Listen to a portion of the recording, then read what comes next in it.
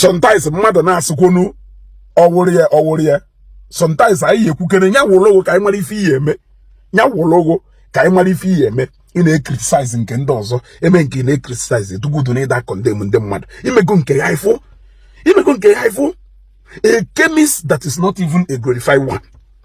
It took you iwe wole ego niile ihe eji wee kpọọ ya ọgwụ na kanta do na chemist imepelu were eje lụọ so billboard wee bido since over 4 months wee advertise bido billboard. No wonder for like how many months so billboard ka na-egosi anyị oduka ya si n'onwe surprise anyị na-achọ efu vum. Now question na-ajụ owu ọ bụrụ na this chemist o mepelu wo in a rented dirty flat kedu ife o ji wee take here more than 2 years iji wee complete this hospital. I chukwu no hospital ka ọ na-alụ n'ọfọ ka ọ complete here. I am no a rented flat for a glorified chemist. It's not even a glorified chemist. It is a chemist, and that is what it is. This is just a chemist in webe dinab. You got to go.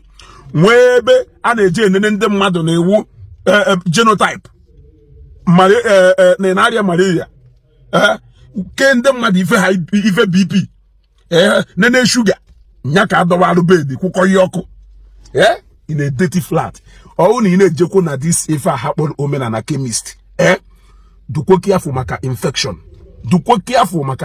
Ebe a dukwo ebe a na-ebute infection ebe a do very dirty to my liking. Amon nanda na heji Igbo ezi na iru unyi we fili isi. It took you more than 2 years of announcing a hospital to produce what you have produced. It took you. If kono mbako na ekwu na ebupta zorobitas. Onye onwuna na celebrate zorobitas online. Vum. Zorobitas. Mapta na afia. Inene mmanya egbu ogugo. When you keep people in suspense, you should produce something or provide something that will beat their imagination. Very dirty place.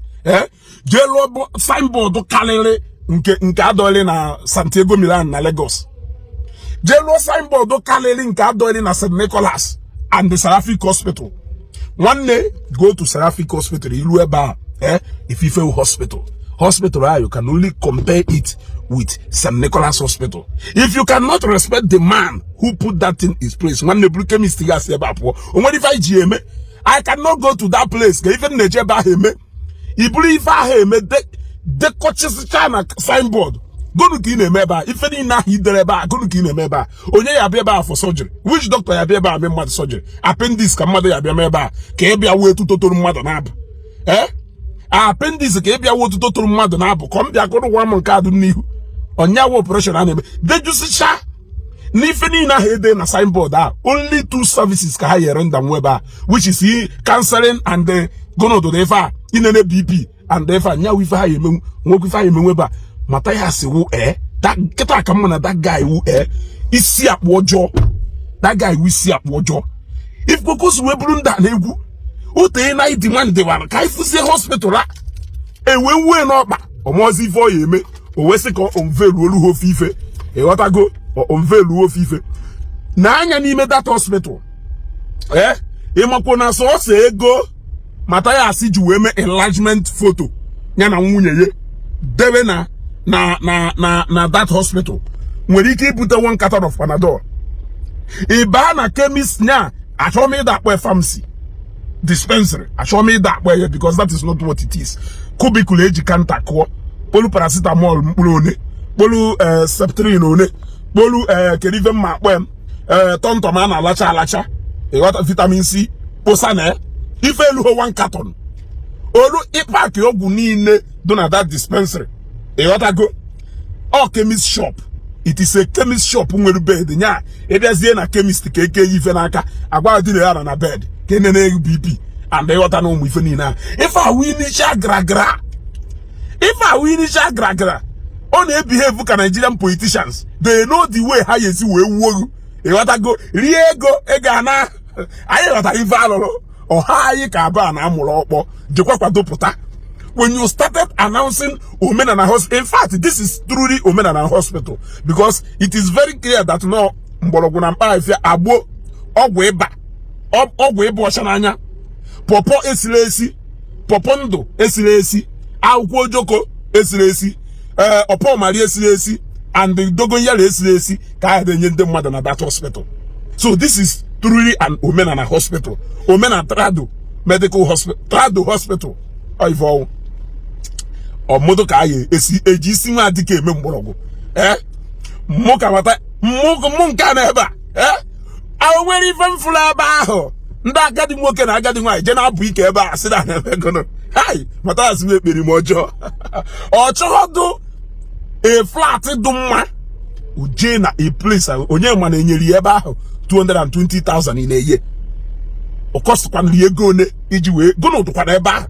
It took him since over 2 years, and the KJW announced maka this so-called Omenala Hospital. Omenala Hospital coming. Bido 6 months ago, Bubtaba Mbamba signboard ha kan came. St. Nicholas na Lagos na Mpuchakwa. Hey, Chineke God. Advertise about this signboard since over 6 months ago, only to come and show us chemistry Dr. Life. Ije na chemistry Dr. Life itiempu. You gotta go. Ije na nke nurse. Nurse anobu n'umu ezago. Before ije na nkondebe na mochie. Onwere ife dị iche. Na ife Mathias go say na nke nurse. Nurse nwere bed. Nurse nwere ebe a na-agba ntụtụ. Nurse nwere ebe a na-eke mmadụ ife n'aka. You gotta go nwe one or two things. Ife na nke nurse ọgbacha ya ọgwụ ike adịghị. Anyị edebego na bed ebe ahụ nọrọ ebe ahụ. So all these things so delu na-eme surgery. Na-eme nke a. Ebe ka ya na-eme ife ahụ na nkwa na nọọsụ diagnostics, emergency care, general surgery, pharmaceutical service, obstetrics and the gynecological services, counseling and the ebe ma afụcha ozi ọfụma nwanne ife a na-eme ebe counseling, pharmaceutical service and little pharmaceutical service because you nwere ife dị ebe a jee teaching hospital nnewu je ego ọgwụ inwe emergency we jebe ebe ahụ emergency care ọnwụwụ direct ọnwụwụ straight ebe ahụ office emepelu anyị eji eme onwe ahụ adụghọ ewere erezi ego bukọrọ ego onye a jewu na ọgwụ were nke ọzọ fọrọ debekwa so na edelu bill. I'm telling you kosi ka nna agwa ife awụ olu eselese ọwụ no nwe ndị nọ na board ewe so ọrụ ha ncha niile do involved na ife a na-agwa ife awụ iru ebe ahụ enene chagụ ama eje ya na ebe ahụ buru uje lab test mara ife na-eme were uye ego na Facebook were nke fọrọ domikwa na akpa were nke ọzọ send out ọwụrụ ike dị ife ma ofu hospital ebuje ebe ahụ so ife a customer care ka o mepelu nwa kwankai chemist shop onwere ọgwụdụ na ewere kanta kọkasị ife nwa na-ebe niile wepụ stakụlọ tee na wall ife aka anyị na-eche since over 2 years Mathias ewụrụ aka na nke ahụ ọrụgodo isef na ịchọrọ ime for 19 ime nke mara mma mee nke chakere achake ime nke chakere achake mba ifele distin mfuru na nya ka a na-agbara egwu na-etiri ịgba mbọsị Dr. Life mepe chemist akụrụ ịgba akụrụ egwu ụbọchị nọọsụ ụmụ eze agụ na-ejekwanu home service and special service and emergency ịghọtago mba na ọ dara aka na nke a jekwanu kwado ọzọ ọmụwụ ụnụ anyị emedoro ife a ceremony ego eji wee mee ceremony ahụ eji wee mepe that cubicle ọnụ na anyị ejiri kpojuo ọgwụ odo anya na ife a chemist shop na onye bịa ebe a na-enye na onye malaria and typhoid na-arịa bịa ebe a na-enye ihe because ọhụ onye diabetes na onye nwere ụdị ọrịa arịa nwere ike ịbịa anya ma na onye ahịa na ebe a nwụnyụ anya ịma na steady na-eburu ndị mmadụ si ebe a na-eje mọshụarị akwa udo ekwuchakwana m ka ọha n'ọnụ ịchọkwa were omenala iru ebe ahụ onwere ka ijere igbo onwere ife do dia from anything there all that thing eji over 2 years wee kwado spend the close to 2 million naira ebe ahụ what is there to prepare and what is there to celebrate nwanne Seraphic Hospital and ụfọdụ hospital ndị chọọchị nwere uwe gba onye ụka ọfụnanya ọ bụrụ sị ịda agba egbu ọtụrụ kpọkpọ ọsịrị n'ụbọchị nne ya nwụrụ ya eji ọnụ tụwo isi olu ụbọchị ahụ nne nwụrụ otuto tee n'ọnụ Mathias aghọ na dị ọtụrụ kpọkpọ of our time ịghọtago adụm happy that not in this my time ebe ahụ kasịrị m ike ka m fụ this so-called hospital ana advertise since ewe odogo nyelu kịta dọbacha n'okpuru tebụl ebe a na-agbaghị ya ka akamụ ka ebe a na-agba nwata akamụ ịghọtago so si je buru mama umushu bute na this hospital since ọ na-emepebego hospital si je buru mama umushu bute na this hospital or na this hospital can they take care of him onyago uruka agbalo. We are too wise. We are too wise and we cannot be deceived. As in, can you know this information as it hot, congratulations, congra to Mati. I call to say because at least when you make a chemist shop, we cannot go. Nyaje bulu enlargement ya hold the wenya na munye yeba. It can buy 1 carton of Paradol and a mamansi. Amansi abulog. Aye manye nele ne malan kalo lalo. Aye make kwe ne kwe malon we baby. Can happy yeba dalon.